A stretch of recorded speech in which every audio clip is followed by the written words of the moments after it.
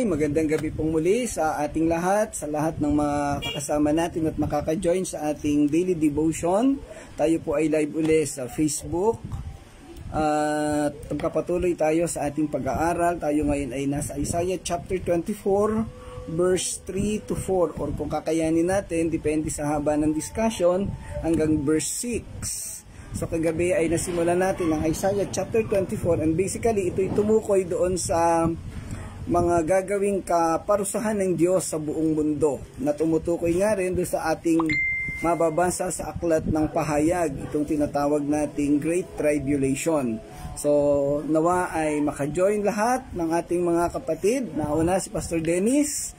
Magandang gabi, Pastor. So tayo po muna ay manalangin bago tayo magsimula ng ating talakayan. Samahan po ninyo ako. Ama naming Diyos na dakila sa lahat, salamat po Panginoon sa gabi pong ito. Salamat sa iyong patuloy na pagsama, patuloy na pagbibigay ng napakagandang oras at panahon upang kami makapagpatuloy sa pag-aaral ng iyong mga salita. Patuloy mo kaming samahan at gabayan, Panginoon, ang aming mga kapatid at kasama dito sa iglesia na makakasama namin ay pagpalain mo po maging yung mga ibang tao na magjo-join sa aming live discussion. Amin pong pinagkakatiwala sa iyo ang lahat ng ito, Panginoon, sa pangalan ng Panginoong Hesus. Amen. Okay, so, gandang gabi, Sister Irene. Okay, sige po, tayo po'y magpatuloy sa ating talakayan at kagaya ng nabanggit ko kanina. Kagabi ay natalakay natin ang panimula ng Isaiah chapter 24, yung panimula nito at yung verses 1 and 2. At ito nga ay tumalakay doon sa propesiya ni Propeta Isaiah sa gagawin niyang kapahamakan o pagpaparusa, pagwasak sa buong mundo. Doon sa mga naunang talakayan natin, Isaiah chapter 13 to 23, tinalakay dito yung pagwasak sa mga iba't ibang bansa o iba't ibang bayan. But this time, sa chapter 24, hindi na mga bayan lamang ang binigyan ni Propeta Isaiah ng propesiya, sa halip ang buong mundo o yung universal na nasasakop. So ito na yung buong mundo na paparusahan. At ating natalakay din kagabi na itong propesiyang ito ay sumasakop sa tinatawag nating Great Tribulation, o yung sinasabi din sa iba na Great Day of Judgment or the Day of the Lord. At ito'y mangyayari bago dumating ang panahon na i-establish o itatatag ng Panginoong Hesus ang kanyang kaharian dito sa lupa. Yung tinatawag din nating 1,000 years of millennium or great, yung millennial kingdom. Sa gabing ito, ating ipagpapatuloy ang ating talakayan. Magandang gabi, Pastor Claude. Ang sabi sa verse 3, mawawasak ang daigdig at wala nang papakinabangin dito. Mangyayari ito sapagkat sinabi ni Yahweh. Ang konteksto ng talatang ito ay isang pagpapahayag ng paghatol na nagbabala sa mga tao sa mga kahihinatnan ng kanilang mga kasalanan. At ito rin yung kaugnay o kadugtong nung binanggit at pinag-aralan natin kahapon na sinasabi na sa dulong panahon, pag natapos na yung disenyo ng Diyos na paghihintay sa mga tao, ay wawasakin niya ang daigdig dahil sa ginagawa nitong pagkakasala at patuloy na paglayo sa Kanya. Yung kawalan ng pananampalataya ng mga tao ay magiging dahilan o kaparaanan upang sila ay mapahamak. At ito'y alam na nating lahat, kaya meron tayong tinatawag na mga evangelism at iba't ibang gawain ng pagbabahagi ng ebanghelyo upang ang mga tao ay makakilala sa Panginoong Hesus at sila ay magkaroon ng kasiguraduhan ng kaligtasan.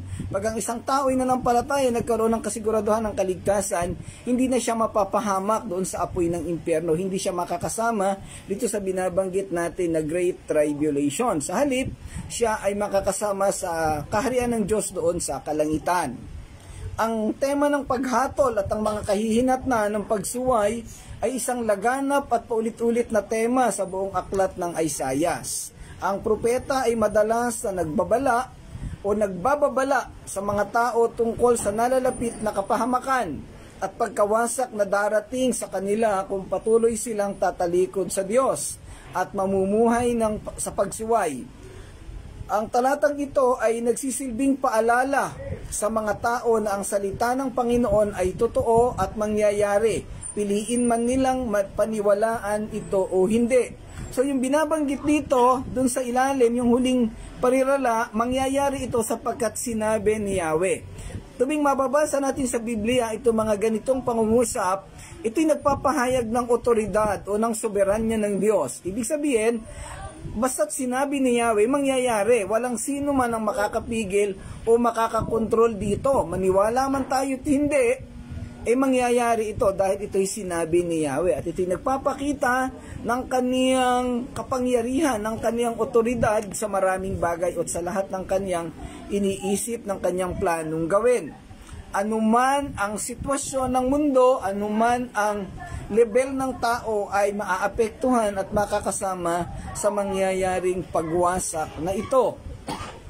Ang sentrong konteksto ng talatang ito ay at maging ang kabuuan ng kabanatang ito ay pagkagumon ng mga tao sa pagkakasala, pagsuway sa Diyos at idolatry o pagsamba sa mga Diyos-Diyosan.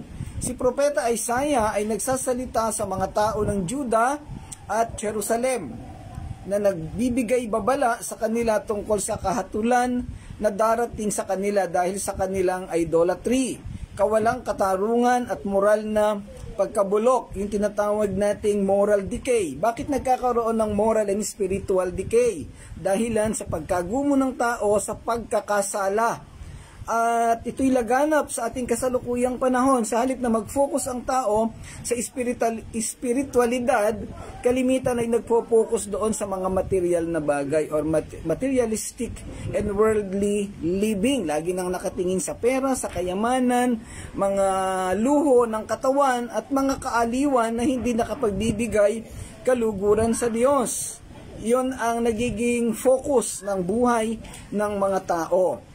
Si Propeta Isaiah nagsasalita sa mga taga-Juda at Jerusalem, subalit ang mensahe ng talatang ito ay universal. Ibig sabihin, sa pangkalawakan at lahat ng tao ay maaapektuhan at ang lahat ng mga mamamayan ay magkakaroon ng kaparusahan na nakalaan sa kanila. Ang pagkatiwangwang at kawalan ng laman na inilalarawan sa talatang ito ay sumasagisag sa mapangwasak na bunga ng kanilang kasalanan at paghihimagsik laban sa Diyos.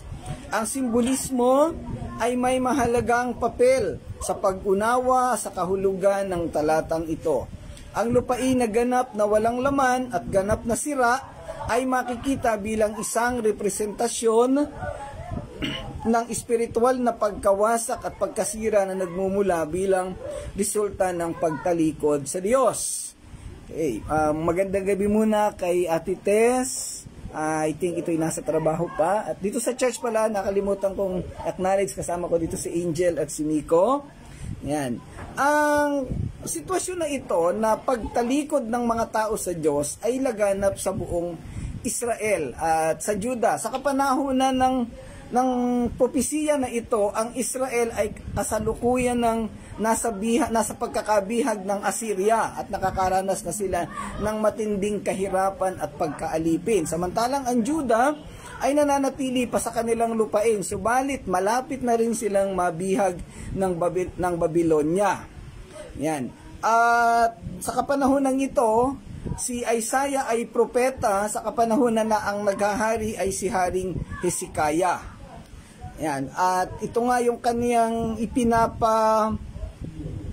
alam o binibigay babala sa mga tao ng Israel. But again, sa ito ay simbolismo ng mangyayari sa mundo, hindi lamang sa kapanahunan ng Israel at ng Juda or Jerusalem, kung hindi sa ating kapanahunan ngayon pagdating ng huling panahon o yung tinatawag nating end times. Ang lupain sa kontekstong ito ay makikita bilang isang simbolo sa mga tao na sa aspetong espiritual ay baog o walang anak at simbolo ng kawalan ng paglago na katumbas ng lupaing tiwangwang o walang tanim, walang tumutubong anumang halaman.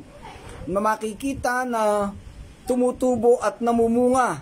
Pag ang isang tao ay sinasabing baog or barren, wala siyang kakayahang magkaanak. Ang lupain na tinutukoy ditong baog ay walang kakayahan na magkaroon ng anumang halaman. Wala siyang sustansya, walang mabubuhay na halaman sa kanya, and therefore hindi mamumunga. At pag ang isang lupain ay hindi namunga, yung mga taong nakatira doon ay makakaranas ng kahirapan hanggang sa sila ay mamatay. So itong larawan nito ay nagpapakita na pagdating ng panahon, ang lupain ng Israel o ang Juda at ang lupain ng buong mundo ay magiging tila taong baog na wala nang makikitang buhay. Sa halip ay pawang napakapangit na larawan, pawang patay o mga durog-durog na mga istruktura dahilan nga sa ginawang pagpaparusa sa kanila ng Diyos. Tinatawag sa English na spiritual barrenness. So, ginawang ilustrasyon dito o ginawang halimbawa yung pagiging baog ng lupain at ilinarawan sa tao. Pero ang malalim na tinutukoy dito ay yung kawalan ng kwenta o kawalan ng nilalaman ng kanilang espiritual na pagkatao. Ibig sabihin, sa mas simpleng paliwanag, wala ang Panginoong Diyos sa kanilang mga puso. Kaya hindi sila nakagagawa o wala silang spiritual connection sa Diyos. Wala sila ng relasyon sa Panginoong Hesus, hindi sila mga mananampalataya. At alam na nating lahat sa kasaysayan at kabuuan ng Biblia, pag ang isang tao ay wala ng ganitong pananampalataya, sila ay ipatatapon doon sa apoy ng impyerno at doon ay magngangalit ang kanilang mga ngipin. Sa mga nakaraang talata, binigyang pansin yung ang unan ay mga uod at ang kumot ay mga uod. So nakakarimarim ang sitwasyon na to. Nandun ka sa apoy ng impyerno, ito'y binanggit doon sa kabanatang 13 sa sitwasyon ng Babylonia. Ang kanilang aabutan, ang kanilang dadatnan doon sa impyerno ay mga uod. Doon sila titira at forever rin silang nakatira doon. So yun ang nakakalimarim, nakakalungkot na sitwasyon na kung saan yung mga taong pwedeng sa kasalukuyang panahon o sa panahon ng Israel o ng Jerusalem ay parang mayayaman, makapangyarihan, may otoridad, subalit nang dumating ang panahon ng paghahatol sa kanila ay nakaranas ng matinding kabigatan, kahirapan at pagpaparusa. Itong simbolo na to ay ginamit o ipinakita doon sa chapter 13 sa kalalagayan ng Babylonia nang sila ay bumagsak sa Persian government at sila ay pinarusahan din ni Yahweh. Ang paniralang sapagkat sinabi ni Yahweh na banggit na kanina ay nagbibigay diin sa otoridad at katiyakan ng paghatol na darating. Ito ay nagsisilbing paalala na ang salita ng Panginoon ay totoo at hindi basta-basta. Hindi ito simpleng salita lamang na binanggit ni Propeta Isaiah. Sa halip ito'y may malalim na kahulugan at ito'y mangyayari. Dapat dinggin ng mga tao ang babala at manumbalik sa Diyos bago pa maging huli ang lahat. Ang talatang ito'y nagsisilbi ring salamin ng mas malawak na tema sa Biblia ng mga kahihinatnan ng kasalanan.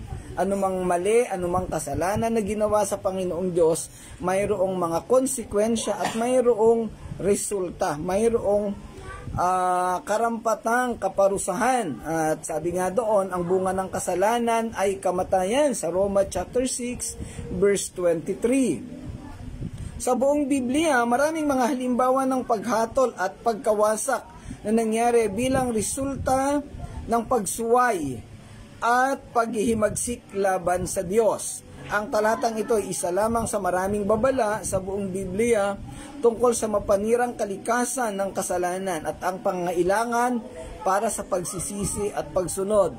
Doon nga sa simula sa kabanatang 13 hanggang 23, inisa-isa doon ni Propeta Isaiah ang kaniyang mga babala sa iba't ibang bansa na nagre-represent sa mga Gentile nations. Nagsimula sa Babylonia, and then ang Ehipto, ang Cush o ang Ethiopia, and then ang Moab, and then ang pinakahuli nating tinalakay yung Sidon at yung Tiro, at kasama rin ang Jerusalem. So, matapos isa-isahin doon, ito'y ipinapakita na mangyayari ang propesiya ng pagkapahamak ng mga tao o pagkawasak sa kanilang lugar. Ang isang very fresh siguro sa ating memorya, itong nangyari sa Tiro o sa Tyre at sa Sidon, mga lugar na sa kasulukuyang panahon ay sakop ng bayan ng Lebanon. Ito ay isang napakamakapangyarihan at mayamang bansa o syudad sa Phoenician region, sa baybayin ng dagat Mediterranean or Mediterranean Sea.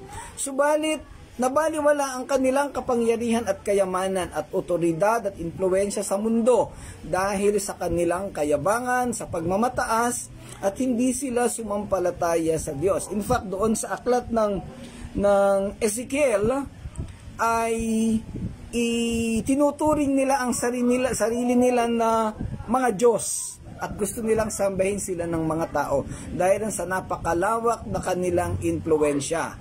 Paano sila nagkaroon ng impluensya? Yung ating tinalakay doon sa nakalipas na kabanata, dahil yung mga produkto ng Phoenician region at ng iba't ibang bayan sa kanilang paligid ay ibinababa doon sa kanilang daungan at ito i-distribute.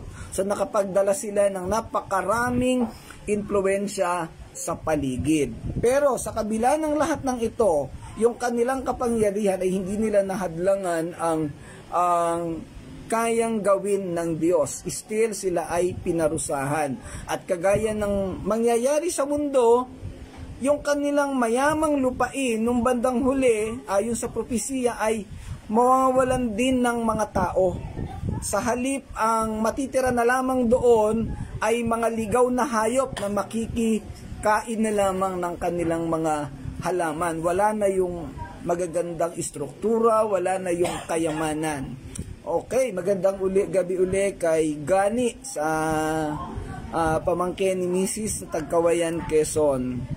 Okay, sa pagtatapos, ang talatang ito ay nagsisilbing isang makapangyarihan at mapanlinlang na paalala ng mga kahihinatnan ng pagsuway at paghihimagsik laban sa Diyos. Ito ay nagsisilbing babala sa mga tao ng Juda sa paghatol na gagawin sa kanila ng Panginoon. Ang pagkawasak at kahungkagan or emptiness o yung tinatawag din natin na desolation, para yung word na deserted, ay mangyayari sa buong mundo pagdating ng panahon. So kung ating mababasa yung binabanggit doon sa Revelation simula I think chapter 6 o hanggang pababa ay kaawa-awa ang kasasapitan ng mundo. Na kung mai-imagine mo yung mangyayaring kapahamakan, iyon mismo ang nilalarawan din sa kabanatang ito. Ito'y isang tawag ng pagsisisi at paalala sa mga tao at pagbabala ng pangangailangan ng pagsunod at katapatan sa salita ng Panginoon. Itong isang bagay na ini-ignore ng mga tao sa kasalukuyang panahon. Ang akala ng mga tao ay napakaganda na ng kanilang buhay dahil mayaman sila, may pera, at ang sabi ng iba, kumakain ng 3 beses isang araw, minsan ay 5 pa, at meron silang maaasahan sa dulong panahon. Mayroong mga pension, may kayamanan na ipon, may mga insurance coverage, at kung ano-ano pang mga material na bagay. Subalit ang lahat ng iyan, mga kapatid, ay pawang makapangmundo lamang. Pag tayong lahat ay namatay, lahat ng mayroon tayo sa mundo ay baliwala. Hindi natin madadala sa kalangitan o kung saan man doon na tayo ay pupunta.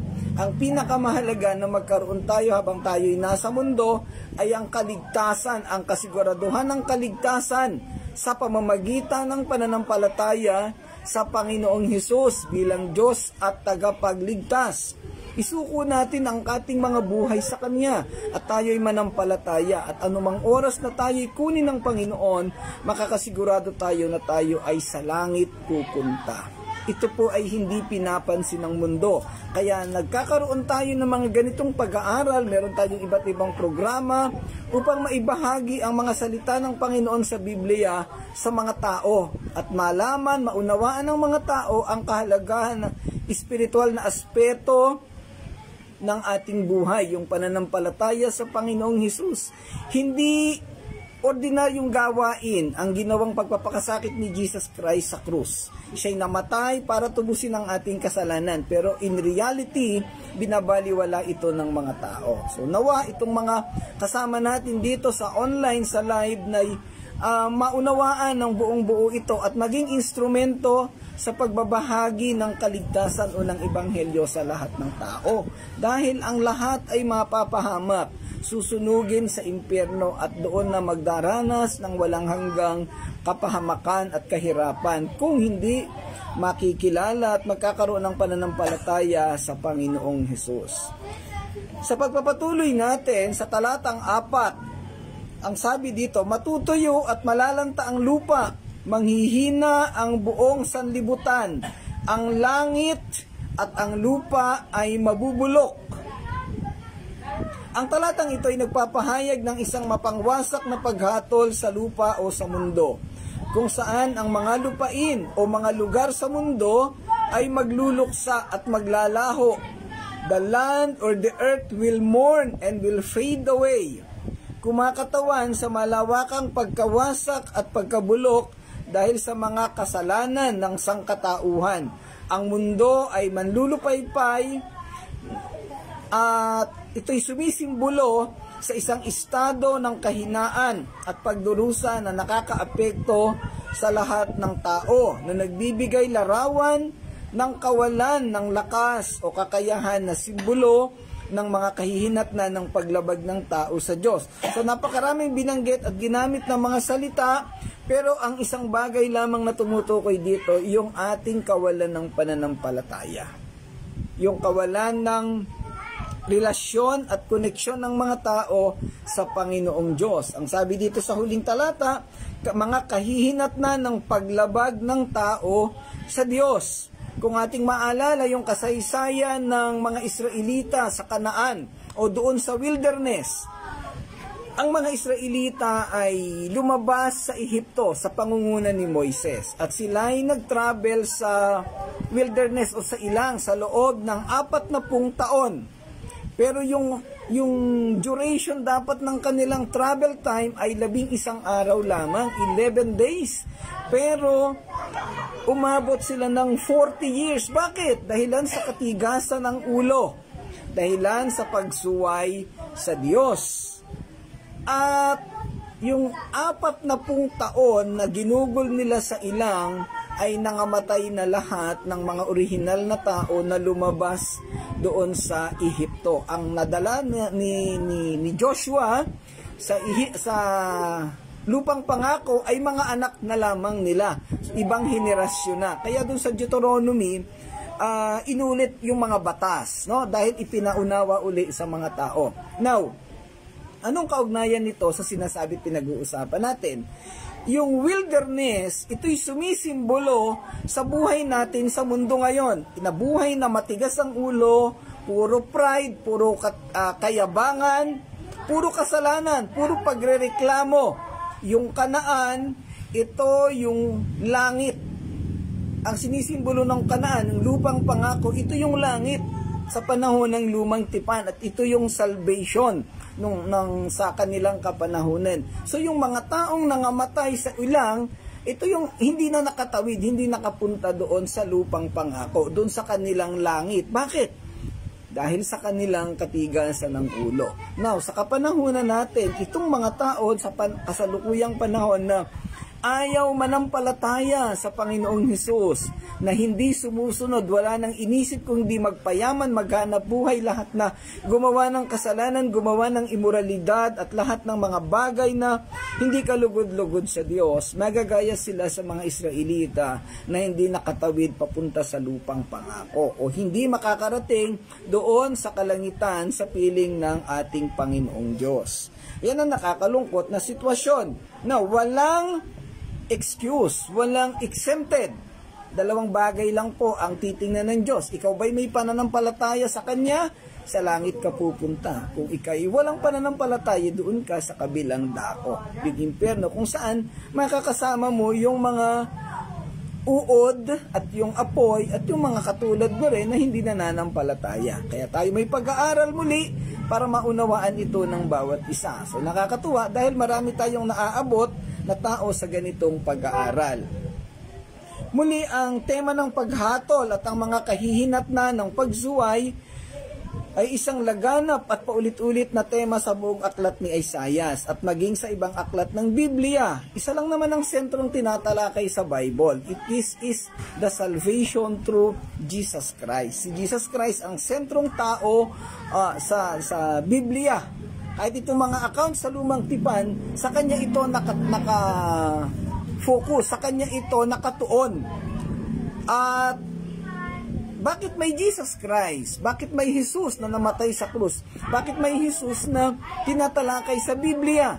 Para sa kaligtasan ng lahat ng tao. Dahil ang lahat ay nagkasala, ayon sa Romans 3:10 and 3:23, walang sino man ang naghahanap sa Diyos. Ang lahat ay naging makasalanan. Kaya sa pagmamahal ng Diyos, ipinadala niya ang kanyang nag-iisang bugtong na anak.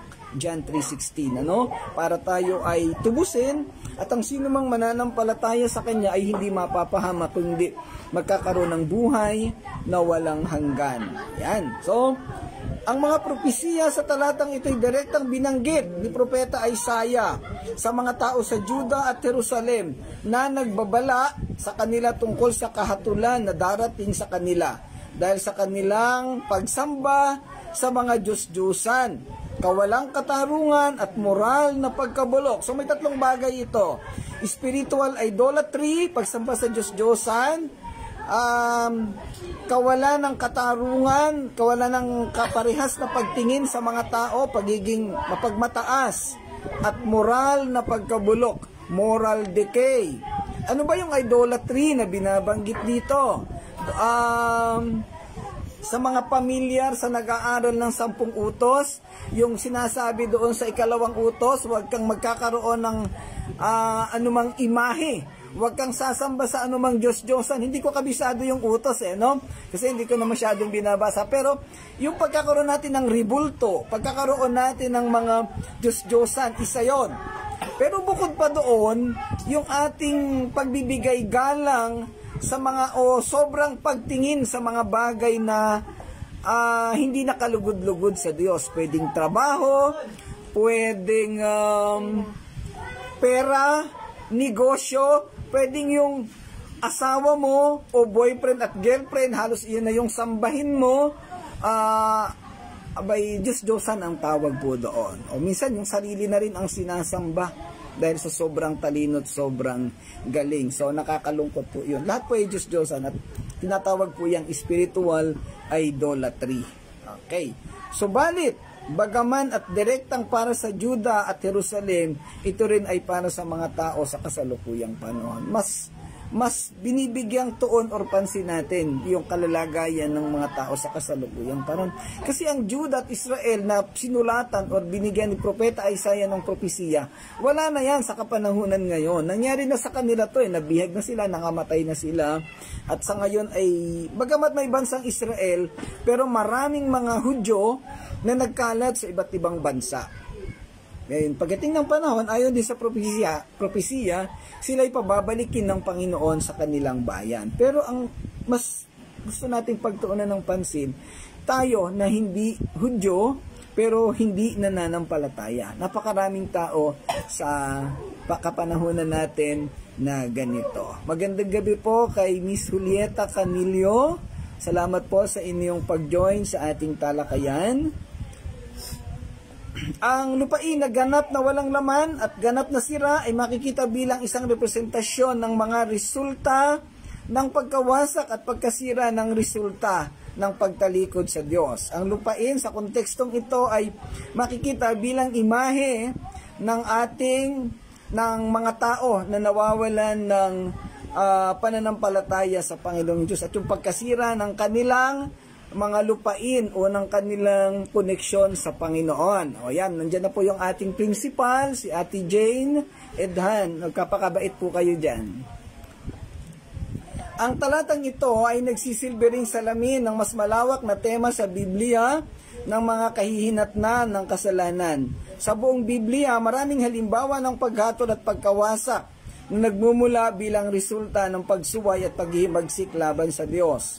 Ang talatang ito kay Isaiah ay isa lamang sa maraming babala sa buong Biblia tungkol sa mapanirang kalikasan ng kasalanan at ang pangangailangan para sa pagsisisi at pagsunod. Throughout the years, simula sa panahon pa ni Eva at ni Adan, ang kasalanan ay wala nang ginawa kung hindi manira.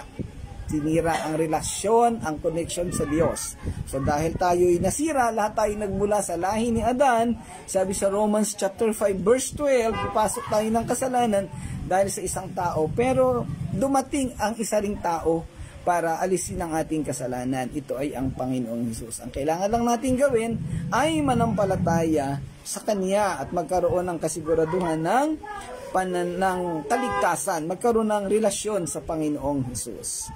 Okay, so ang kasunod na talata, verse 5, sinira na ang daigdig ng mga naninirahan dito dahil sinuway nila ang katuruan ng Diyos at nilabag ang kaniyang mga utos.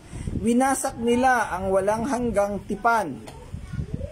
Ang talata naman ito ay nagpapahayag ng mga kamali ang ginawa ng tao sa mundo na katumbas ng pagsuway sa mga kautusan ng Diyos. Dahil ang mundo at ang mga nilalaman nito ay ginawa ng Diyos para sa tao at pinabayaan at sinira ito. Nilabag ng sangkatauhan ang mga batas at utos ng Panginoon. Ang mga tao sa mundo ay lumabag sa kalooban ng Diyos. Sinira nila ang walang hanggang tipan sa Kanya. Matagal nang namuhay sa ganitong estado ng kapabayaan ng mga tao at kawalan ng pananampalataya. Sila ay pawang mga hangal at sa kanilang kahangalan, pinagpasyahan nila na walang Diyos na nagmamalasakit sa kanilang pamumuhay. Awit chapter 14 verse 1 and chapter 53 verse 1. Okay, kanina po may dumating na principal, ngayon may dumating naman pong teacher, si Pastor Carl Anaban from Mindoro, no? Ayan po, magandang gabi po sir and ma'am. Okay, ang tema ng talatang ito ay nakasentro sa karumihan ng lupa dahil sa kasalanan at pagsuway ng mga naninirahan dito. Ipinakita ni Isaiah ang isang malungkot na larawan ng kalagayan ng lupa na itinatampok ang katiwalian sa moral at espiritual na pagkabulok na bunga ng mga paglabag ng mga tao. Ang lupa ay ginawa ng Diyos. Ibinigay sa kapanahonan ni Adan at ni Eva. Subalit nang sila'y magkasala, ito ay isinumpa ni Yahweh. At ang lahat ng aanihin dito ay magmumula sa pinagpaguran ng tao. At simula noon hanggang sa kasalukuyang panahon, ang mga natural resources na nilikha ng Diyos ay sinisira ng mga tao at napakalawak na ng naging epekto nitong kasamaan sa atin. At itong binabanggit dito sa talatang ito na pagkasira ng daigdig ay sumisimbolo at ito'y parang imahe ng mangyayaring pagkasira uli sa mundo. Mas matinding pagkasira dahilan sa pagkakasala ng tao. Kung ating ikukumpara, kailan nagsimulang masira ang lupa o isumpa ng Diyos nung ang tao'y nagkasala. At itong pagkakasala na to ay continuously nangyayari sa mundo hanggang sa kasalukuyang panahon. At kaya ang dahilan ito ng unti-unti at tuloy-tuloy na pagkasira ng mundo at ng kalupaan. At ang pinaka dulo nito ay ang katapusan ng lahat. Ang buong lupain, ang buong sandaigdigan ay wawasakin at sisirain ng Diyos dahilan sa kaduluhan o pinaka kaparusahan sa mga tao na nagkakasala at hindi nananampalataya sa Kanya. Muli, ang konteksto ng talatang ito ay matatagpuan sa loob ng mas malaking propesiya ni Isaiah na tinawag ng Diyos upang ipahayag ang kanyang paghatol sa bansang Juda at sa nakapalibot na mga bansa dahil sa kanilang idolatria o kawalang katarungan at immoralidad. Ang isang nakakatakot at isang pangit na sitwasyon sa mundo, yung immorality na nangyayari, yung pakikipagrelasyon sa ibang mga tao nang hindi naaayon sa kautusan ng Diyos. Yung LGBTQ na nangyayari sa kasalukuyang panahon, lalaki sa lalaki ay nagiging mag-asawa, babae sa babae, hindi na kontrolado at hindi na nasusunod ang kalooban at kaparaanan ng Diyos. Yung disenyo ng Diyos na kagaya ng tinalakay natin kanina sa ating worship service ay hindi na nasusunod. Masyado nang naging liberal ang mga tao. At mayroon pang mga susunod na batas na dinidevelop sa Senado ang ating mga legislator na ang pinupunto o tinutumbok ay pagkalat ng imoralidad. Ang lupa sa talatang ito ay kumakatawan hindi lamang sa pisikal na mundo, kundi pati na rin sa espiritual na kaharian at sa banal na kaayusan na itinatag ng Diyos. Ito ay refleksyon ng kalagayan ng sangkatauhan at ang kaugnayan nito sa Diyos. Ang karumihan ng lupa ay nagpapahiwatig ng ginawang katampalasanan ng tao sa disenyo ng Diyos at ang pagkasira ng kanyang layunin na pagkakaisa sa pagitan ng mga tao at ng nilikha. So sabi natin kanina, yung lupa ay simbolismo ng espiritual na kaharian at sa banal na kaayusan. Ang ating pisikal na katawan, ang ating pisikal na pagkatao ay nilikha ng Diyos. Subalit ito'y ating dinumihan dahil sa ating pagkakasala. At syempre, ang ating espiritu at kaluluwa ay kasama dito. At ito yung tinatawag natin na malaking pagkasira sa nilikha ng Diyos. Isang malaking bagay na ginawa natin bilang pagre-rebelde sa Diyos, yung ating pagkagumon sa kasalanan. At ito'y kalat sa napakalawak na iba't ibang lugar sa mundo. Kaya napakahalaga na lagi tayong may regular na pag-aaral upang maunawaan natin ang mga bagay na to at sa huli ay magkaroon tayo ng pagsisisi, pagmumuni-muni sa mga ginawa nating kamalian. Sa isa pang kahulugan, ang talatang ito'y nagsasalita din sa pangkalahatang kalagayan ng sangkatauhan. Tinatampok nito ang likas na pagkahulog at pagiging makasalanan nga ng mga tao at ang mapangwasak na epekto nito sa mundo sa kanilang paligid. Ang talata ay nagsisilbing paalala laban sa pagmamataas, pagkamakasarili at paghihimagsik ng tao laban sa Diyos at isang panawagan sa pagsisisi at pagbabago. Sa gabing huli, sa ating pagtatapos, itinuturo nito ang pangangailangan para sa pagpapanumbalik at pakikipagkasundo, restoration ng ating buhay at yung reconciliation sa Panginoong Diyos. At ito nga ay ginawa na sa pamamagitan ng dugo ng Panginoong Hesus. Kaya lang sa ating realidad sa ngayon, patuloy na lumalayo ang tao. Napaka-importante na ito'y maunawaan ng mga tao. Maibahagi sa kanila ang parehong mensahe at nang sila'y magkaroon ng pananampalataya. Sa kabila ng malubhang kahihinatnan ng kasalanan, ang tipan ng Diyos ay inilarawan bilang walang hanggan. At ang kanyang awa ay biyaya.